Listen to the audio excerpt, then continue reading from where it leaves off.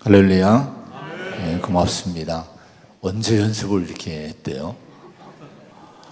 뒷모습만 봐도 우리 어린아이들이 너무 이쁜데 여러분 얼마나 좋았겠습니까?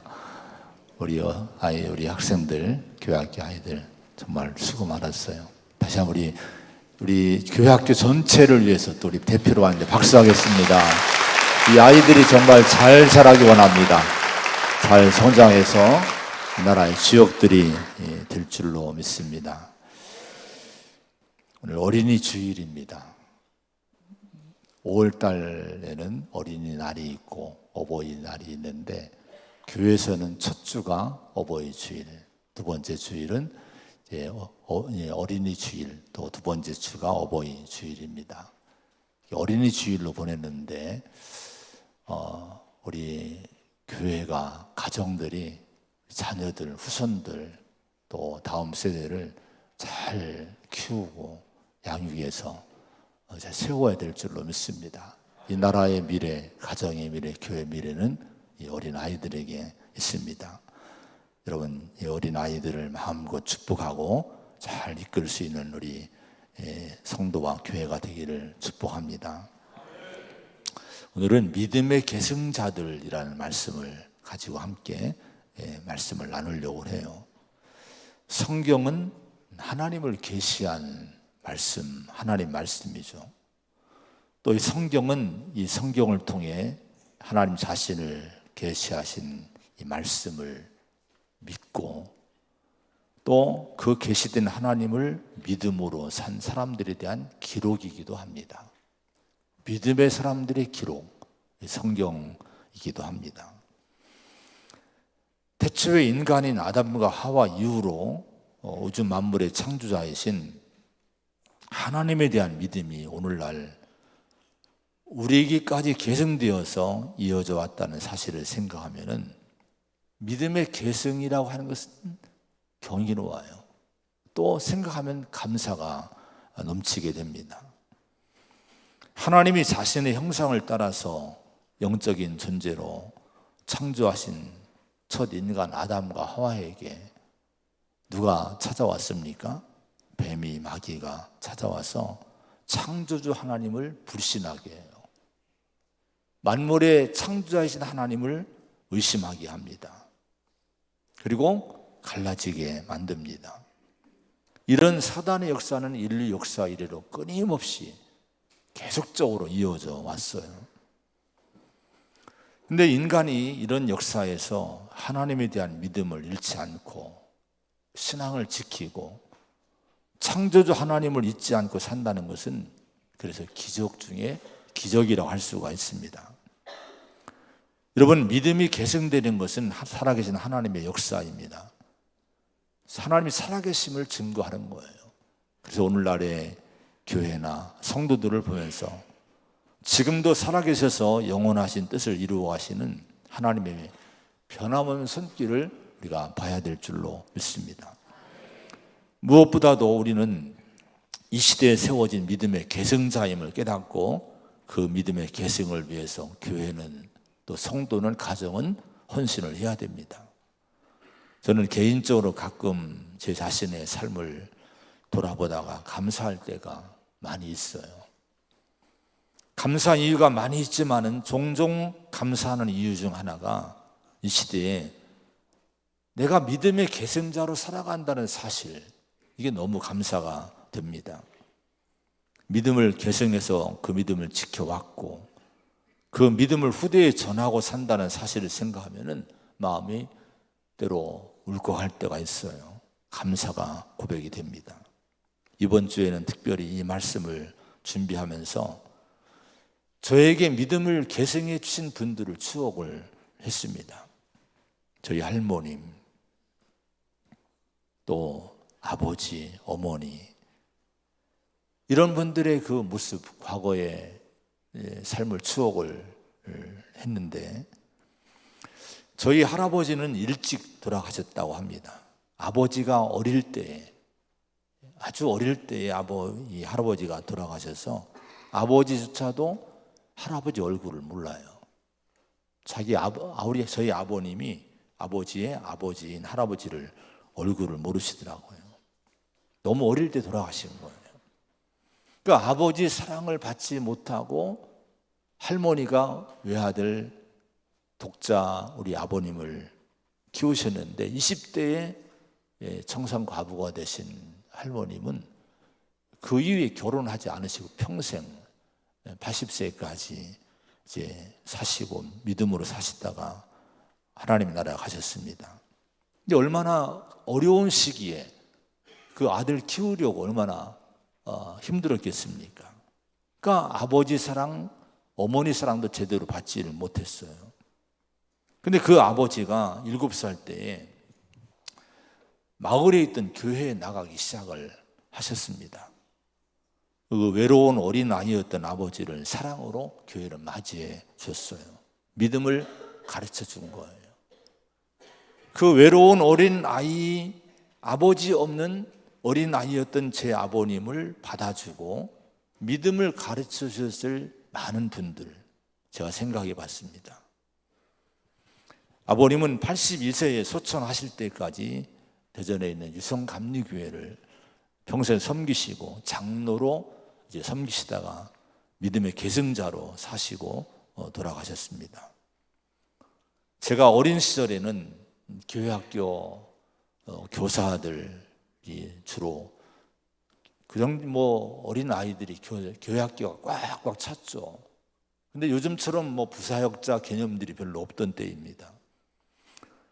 그래서 이 교사들이 설교하고 부장들이 아동 부장들이 설교하고 했는데 제 아버님이 장로로 권사로 일하시면서 교회학교 설교를 많이 하셨어요. 저희 어릴 때는 아버님의 설교를 많이 듣고 자랐습니다.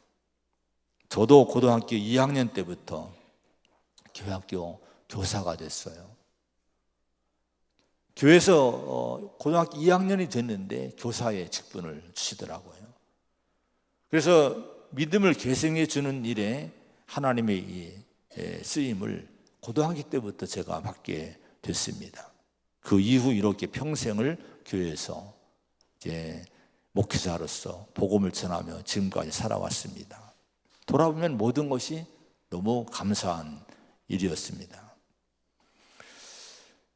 여러분, 우리나라 기독교 현황을 보면은 인구 대비 지금 기독교의 인구가 16.2%, 어느 분은 어느 곳은 17%, 뭐 16%나 16.2%로 이렇게 통계가 나와요.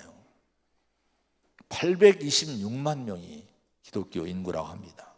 예전에는 뭐 20%, 25%까지 이렇게 봤는데 그렇지 않아요. 지금은 16.2%라고 합니다. 어린이 청소년 그 기독교인의 수는 2024년도에 122만 명이라고 합니다. 우리나라에. 2050년이 되면은 그 숫자가 현저하게 수인데 57%, 현 수준의 57%, 한 70만 명으로 줄어들 걸로 지금 예측을 하고 있어요.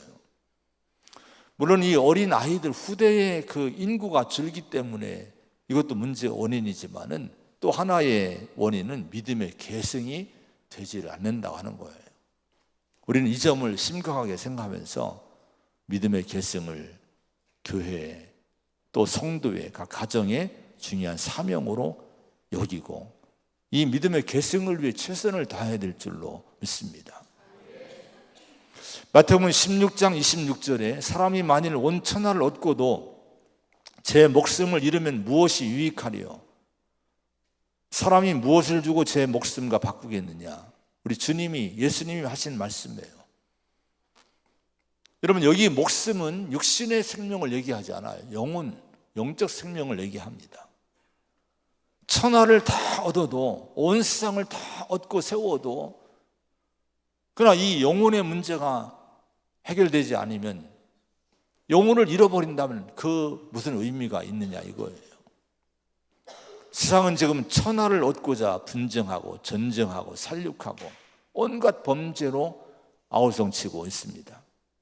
사단은 인간의 마음에 탐욕을 일으키고 그 탐욕을 가지고 욕심을 가지고 세상을 차지하려고 끝없는 분쟁 속에 인간은 지금 싸우고 살고 죄짓고 살고 있어요. 그러나 세상을 창조하신, 인간을 창조하신 하나님의 뜻은, 분명한 뜻은 그런 것이 아님을 성경은 말씀합니다. 하나님의 뜻이 뭡니까? 창조된 인간이, 하나님의 형상을 따라 창조된 인간이 창조주인 하나님을 경배하고 또 그 믿음으로 서로 사랑하고 하나님이 창조한 세상을 아름답게 가꾸며 사는 것, 이것이 우리를 창조한 하나님의 뜻인 거예요. 그리고 잃어버린 영원한 에덴, 하나님 나라에 들어가서 영원한 하나님 백성으로 사는 것이 하나님의 뜻인 줄로 믿습니다. 이걸 위해 인간이 우리가 가져야 될 것이 뭐예요? 하나님에 대한 믿음이란 거예요. 그리고 그 아들 예수 그리스도에 대한 믿음이고 성경의 진리에 대한 믿음인 것입니다. 요한복음 17장 3절에 영생은 곧 유일하신 참 하나님과 그가 보내신 자 예수 그리스도를 아는 것입니다, 이렇게 말씀을 합니다. 여러분, 영혼의 문제는 육신으로 얻지 못해요. 세상 지식으로 얻지 못해요. 지금 과학이 여러분 온통 세상을 주도하고 있지만 이 과학으로 하나님을 알지 못합니다. 유일하신 하나님 믿음으로 이 하나님을 알고 그 아들 예수를 알 때 이 영생의 문제, 영혼의 문제가 해결되게 되는 거예요. 이사야 7장 9절에 만일 너희가 굳게 믿지 아니하면 너희는 굳게 서지 못하리라, 이렇게 말씀했습니다. 이 말씀은 모든 인류를 깨우치는 하나님의 말씀입니다. 세상의 방식은 뭡니까? 이성이 앞서요. 이해해야 믿는다고 합니다. 인간의 판단과 인간의 생각과 이성으로 모든 걸 만들고 결론 내리고 살아가려고 합니다. 근데 인간은 자기를 몰라요. 얼마나 인간이 죄덩인지, 죄성이 얼마나 꽉 차 있는지. 너무 우리가 인간 자신을 과신하고 있어요. 그러나 여러분, 우리 인간은 죄인들입니다. 속에서 나온 것이 다 죄들이 나오는 거예요. 결코 인간은 선하지 못한 거예요. 그래서 여러분, 창조주 하나님에 대한 믿음이 없으면 절대로 인류는 굳게 서지 못한다는 거예요. 세상의 방식과 다르게 우리는 인생을 만들어 가야 될 줄로 믿습니다. 어거스틴은 나는 이해하기 위해서 믿는다고 얘기했어요.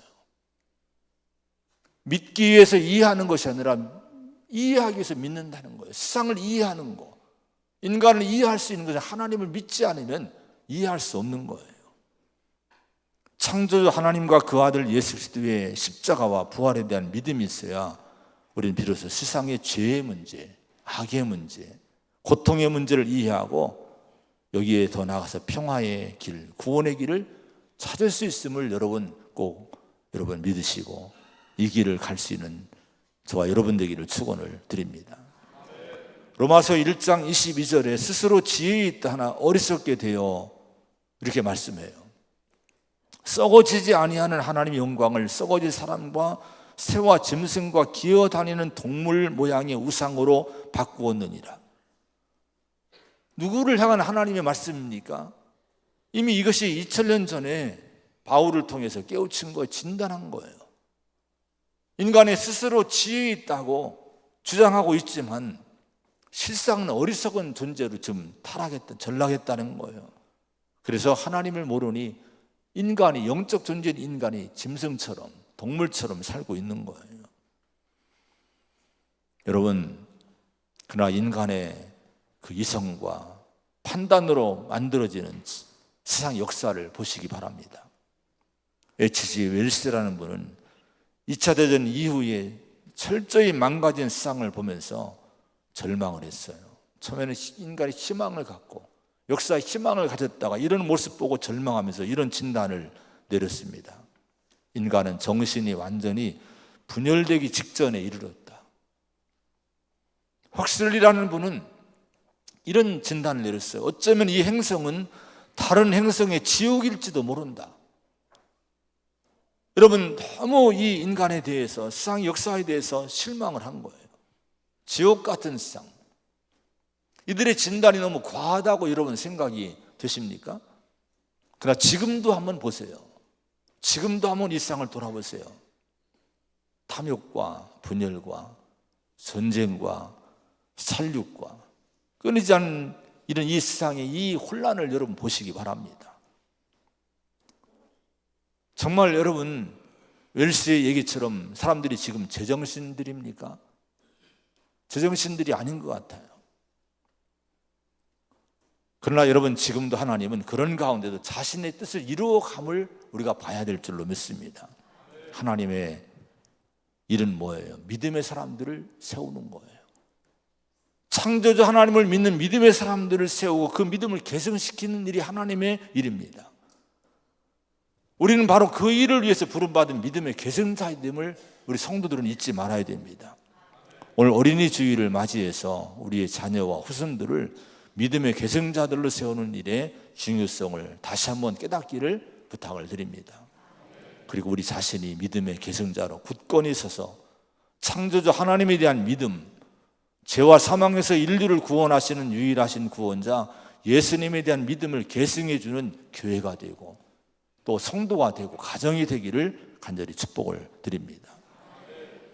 자, 오늘 말씀을 한번 같이 볼 터인데요, 1절의 말씀을 같이 보겠습니다. 1절입니다. 같이 봉독합니다. 시작. 레위 가족 중 한 사람이 가서 레위 여자에게 이게 누군가 하니 모세 부모에 대한 얘기예요. 모세의 출생과 이 성장의 배후를 지고 오늘 말씀을 하고 있는데요, 이 모세 부모, 이들의 이름은 아므람과 요게벳이라는 사람들입니다. 그들의 혈통이 레위인이라고 레위 지파 사람들이라고 하는 거예요.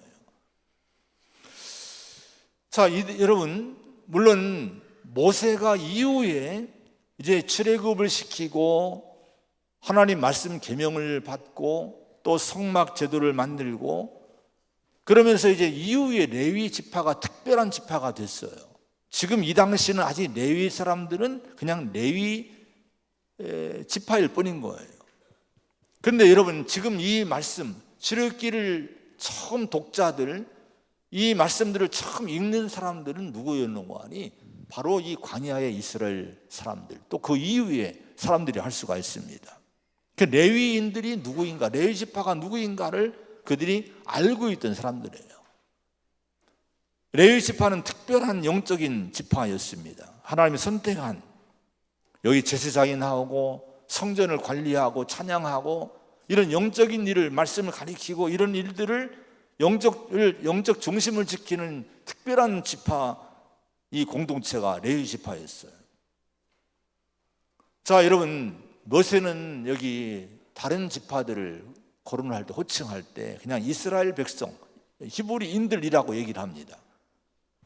근데 여기 특별하게 이 말씀에서는 자기 부모에 대해서 기록을 할 때 레위인이라고 하는, 레위 가족이라고 하는 걸 강조해서 여기서 호칭을 붙이고 있어요.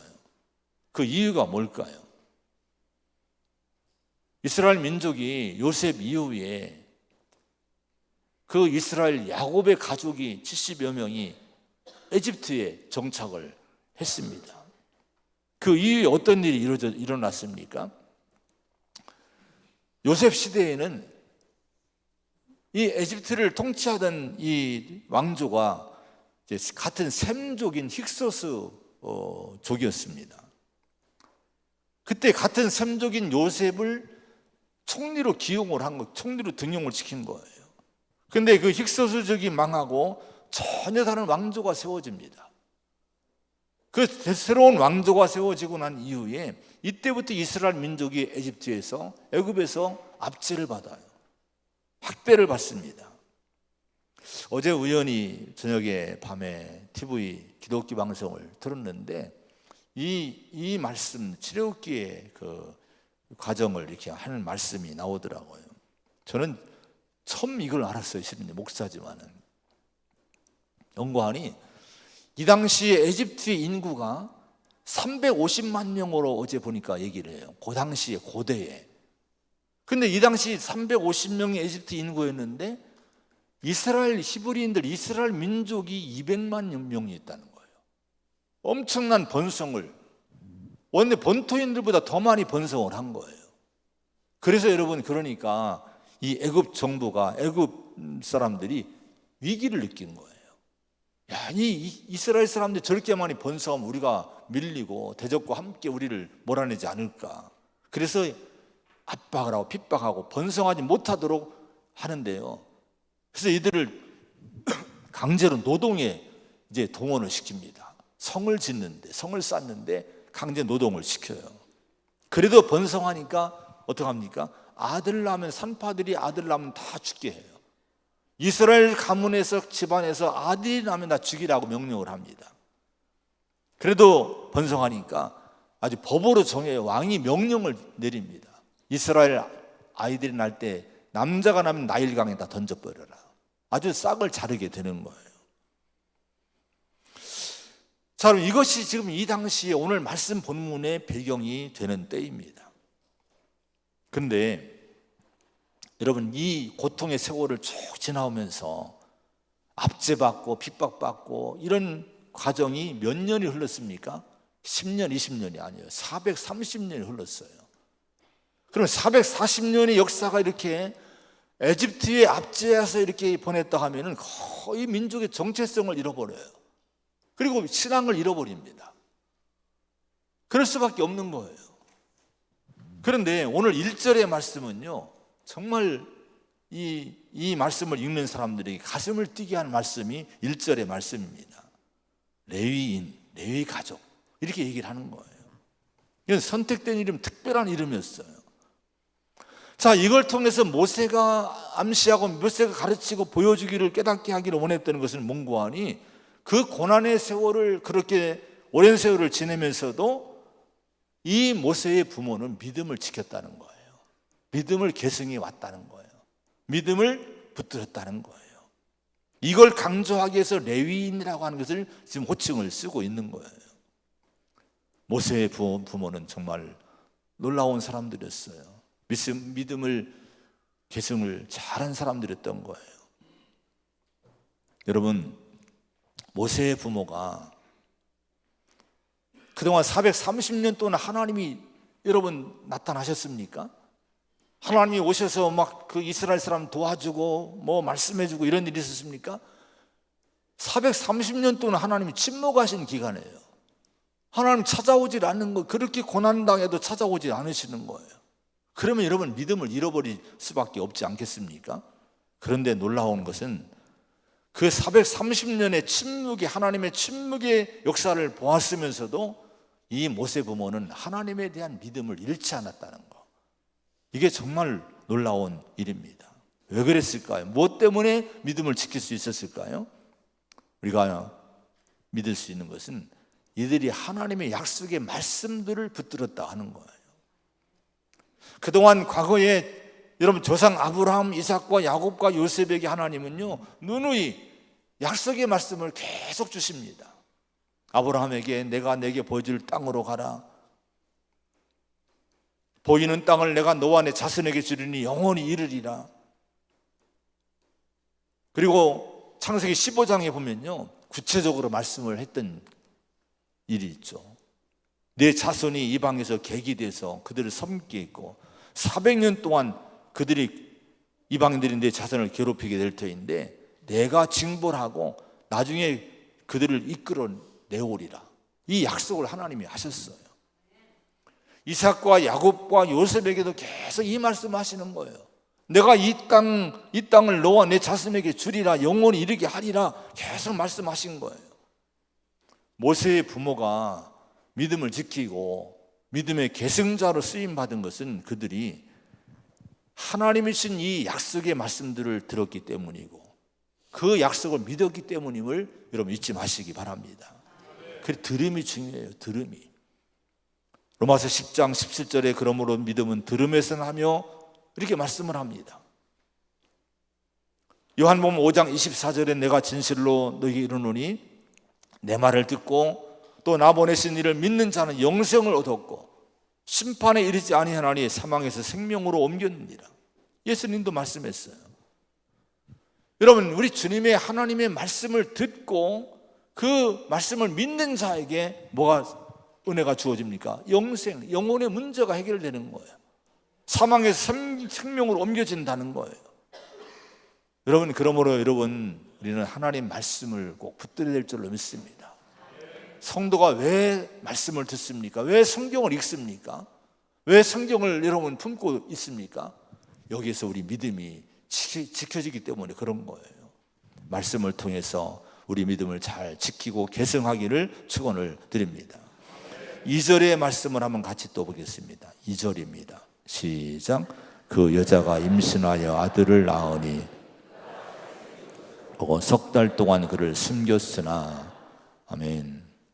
자, 이들이 결혼했어요. 모세의 부모가 이미 남매를 낳았어요. 아론을 낳고 미리암을 낳았어요. 근데 세 번째 모세를 또 낳게 되는 거예요. 세 번째 자녀를 잉태했는데 그가 아들을 낳게 됩니다. 그게 모세인 거예요. 근데 모세가 출생할 당시에는 큰 문제가 있었습니다.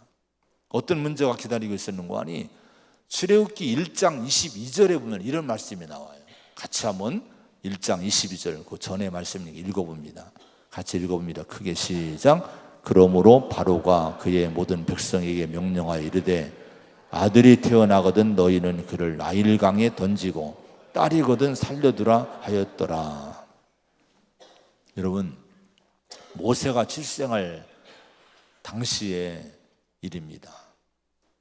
애굽이 이스라엘의 번성을 막기 위해서 이런 조치를 취한 거예요. 아들이 태어나면 나일강에 던져서 다 죽이라는 거예요.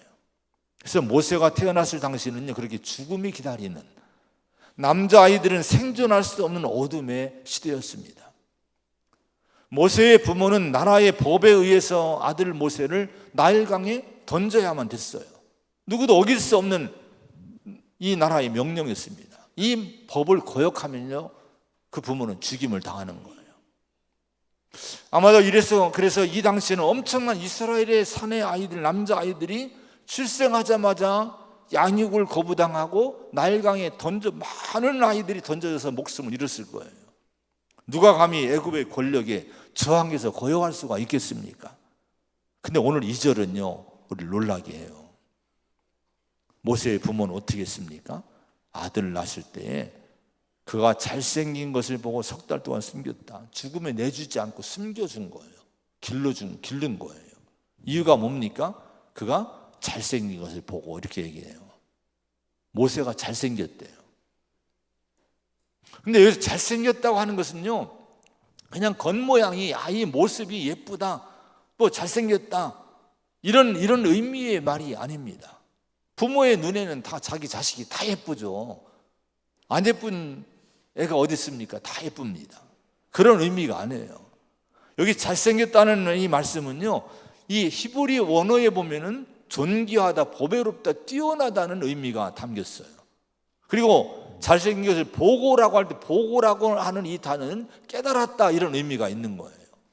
즉 모세의 부모는 태어난 이 아기 모세를 보면서 육신의 아름다움을 넘어서 이 아이에게서 존귀함을 깨닫습니다. 보배롭고 뭔가 뛰어난 아들임을 이 부모가 깨달았다는 거예요.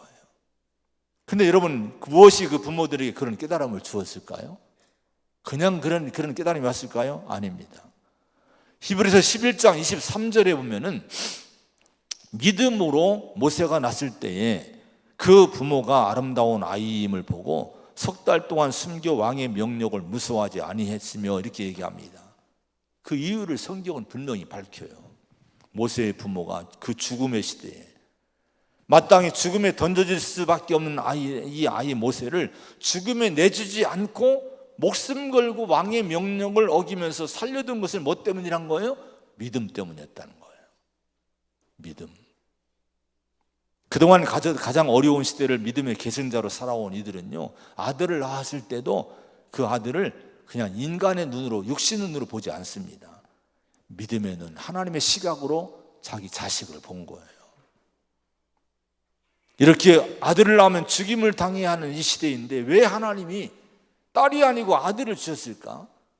왜 하나님은 하필 이 어둠의 시대에 남자아이들이 이 살육을 당하는 가장 암울한 시대에 이 아들을 우리에게 낳게 하셨을까? 이걸 믿음으로 묵상을 하고 하나님의 뜻을 찾고 구하다가 눈이 번쩍 떠지는 거예요. 믿음으로 깨달음을 걷게 된 거예요. 하나님이 뜻이 계시겠구나.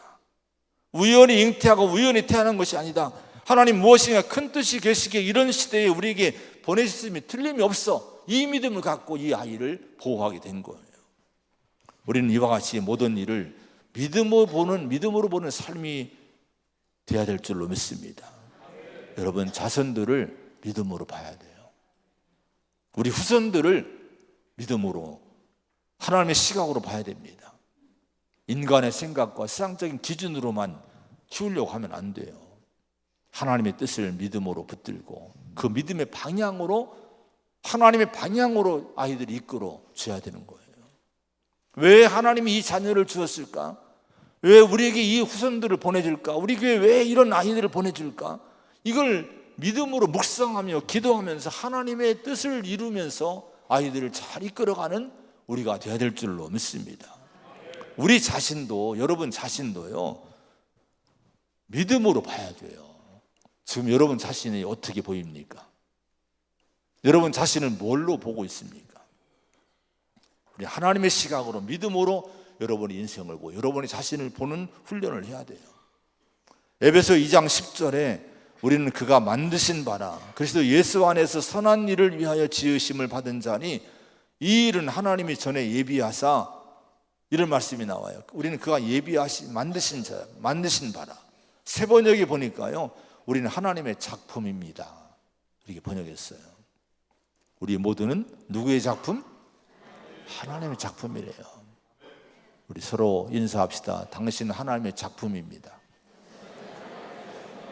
당신은 하나님의 작품입니다. 여러분, 자신의 가치를 잊지 말아야 돼요. 천지를 지으신 우리 하나님의 그 오묘하고 지혜롭고 큰 능력으로 만들어 놓으신 하나님의 여러분 위대한 작품이란 거예요.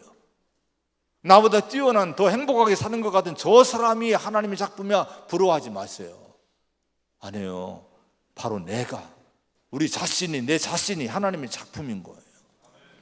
이 가치를 우리가 지키고 이 가치를 살리고 정말 값비싼 인생으로 우리 자신을 잘 만들어 가야 될 줄로 믿습니다.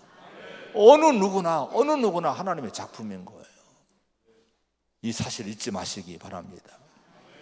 사도행전 7장 20절에 보면은 그때의 모세가 났는데 하나님 보시기에 아름다운지라 그의 아버지의 집에서 석 달 동안 길리더니, 이건 스데반 집사님의 설교입니다. 자, 이 스데반 집사님은 오늘의 말씀을 더 구체적으로 해석을 했어요. 모세 부모의 믿음을 더 구체적으로 소개합니다.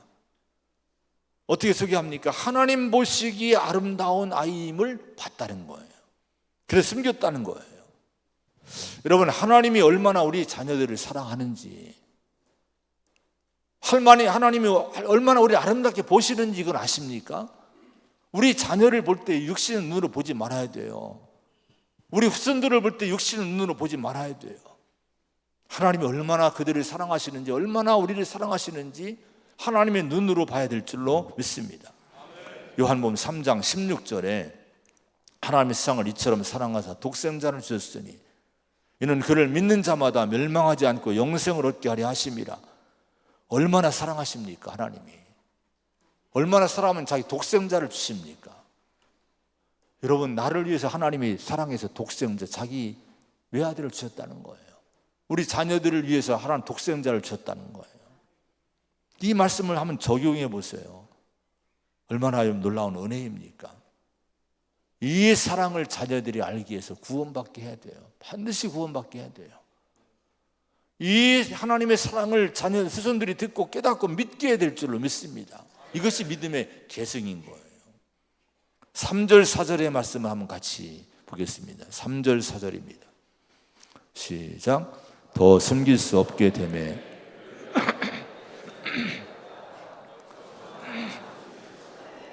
이를 거기에 담아 나일 강가 갈대 사이에 두고 그의 누이가 어떻게 되는지를 알려고 멀리 있었더니, 아멘. 이제 석 달 동안 모세를 키웠는데 문제가 생겨요. 아이가 자라니까 목소리가 커져요. 우는 소리가 막 커지는 거예요. 더 이상 집안에 숨겨놓을 수가 없는 거예요. 언제 애굽의 군대가 들이닥칠지, 언제 이 집안에 쑥대밭이 될지, 이게 불안할 수밖에 없었어요. 그런데 믿음의 부모인 모세의 부모는 포기하지 않습니다. 갈대로 상자를 엮어요.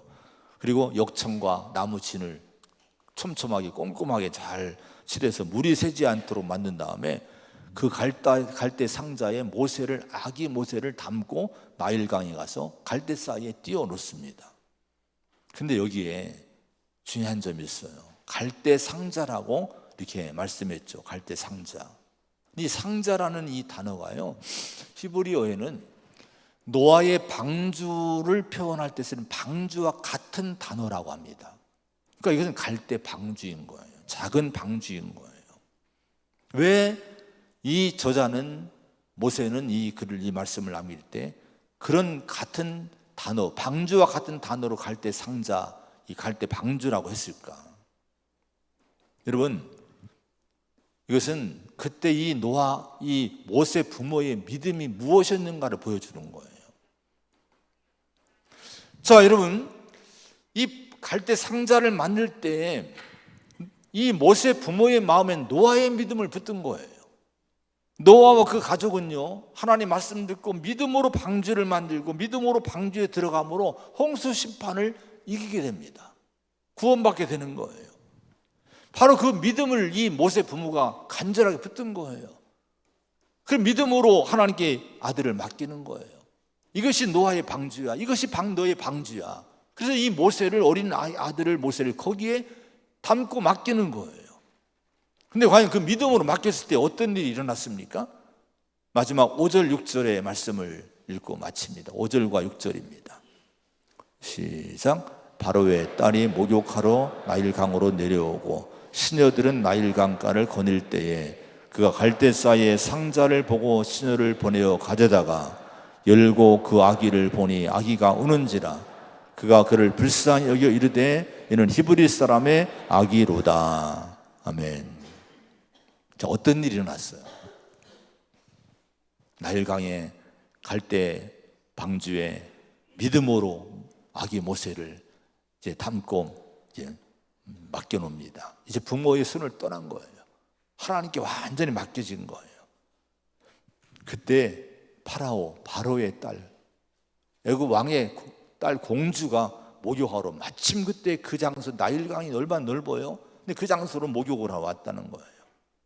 그리고 그 갈대를 상자를 발견합니다. 시녀를 통해 상자를 가져오게 해요. 열어보게 하면 열어봤는데 열자마자 아기가, 모세가 막 우는 거예요. 그런데 그 우는 모습을 바로의 공주가 볼 때에 이는 히브리 사람이라고 이렇게 여기 말씀했는데 6절에 히브리 사람의 아기임을 알았으면 그 당시는 어떻게 됩니까? 나일강에 던져버려야 되는 거예요. 죽여야 되는 거예요. 근데 이 공주의 마음에 어떤 마음이 들었어요? 불쌍한 마음이 팍 드는 거예요. 긍휼히 여기는 마음이 팍 들어오게 된 거예요. 놀라운 것은요, 여러분, 이 바로의 딸이 목욕하러 왔다 하는 목욕이라는 것이요, 그냥 목욕이 아닙니다. 여러분, 바로의 이 에집트의 궁궐에는 좋은 목욕 시설이 있었어요. 거기에 온갖 향수를 다 뿌리고 거기서 공주라면 정말 여러분 목욕을 어떻게 여러분 했겠습니까? 멋지게 아주 호화롭게 목욕을 하지 않았겠습니까? 근데 왜 나일강이 구태여 나왔습니까? 이거는 그냥 여러분 목욕하러 그냥 몸을 닦으러 온 것이 아니라 이들이 공주가 목욕하러 온 것은요, 나일강은 영적 의미가 있어요. 그 당시에는요, 신성한 강입니다. 제의적인 어떤 종교적인 의미를 갖고 여기에 몸을 닦음으로 어떤 다산이나 축복을 받기 위해서 마치 겐지스 강에서 인도인들이 거기 가서 여러분 이 종교 의식으로 몸을 담그듯이 그런 마음으로 종교 의식을 위해서 모처럼 나오게 됐다고 해석을 하는 거예요. 그러니 여러분 공주의 마음이 어떻겠습니까? 내가 신에게 내 인생을 맡기고 이런 뭔가 좀 마음을 여러분 거룩하게 하고 왔지 않겠습니까? 이 마음을 갖고 열어보니까 아기가 막 우는 거예요. 그때 마음에 긍휼히 여긴 마음, 불쌍히 여긴 마음이 든 거예요. 그래서 양자로 삼게 된 거예요. 이 하나님의 역사인 줄로 믿습니다. 이 사건을 통해 주시는 믿음의 교훈이 뭡니까? 믿음은 우리의 방주가 되고 그 믿음의 방주 안에 있는 성도는 구원받는다는 거예요. 로마서 1장 16절에 내가 복음을 부끄러워하지 아니하노니 이 복음은 모든 믿는 자에게 구원을 주신 하나님의 능력이 됩니다. 자, 노아가 믿음으로 방주를 만들고 믿음으로 방주에 들어감으로 심판에서 구원받았듯이 모세도 방주에 믿음으로 올려졌을 때에 사망의 시대에 생명을 얻게 됩니다. 하나님 역사에 위대하게 쓰임받게 된 거예요.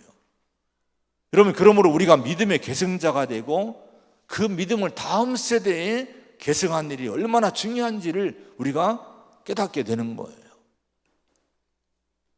여러분, 우리 가정과 우리 자손들을 믿음에 담아야 됩니다. 예수 그리스도의 복음이 방주인 거예요. 여러분, 하나님 말씀이 방주인 거예요. 그 믿음 안에 우리가 담기고 우리 자손들이 담겨야 될 줄로 믿습니다. 노아의 방주처럼 여러분, 그 믿음의 방주에 들어갈 때 우리가 심판을 이길 수 있고 세상을 이길 수 있는 줄로 믿습니다. 보세요. 이후의 역사를 보세요.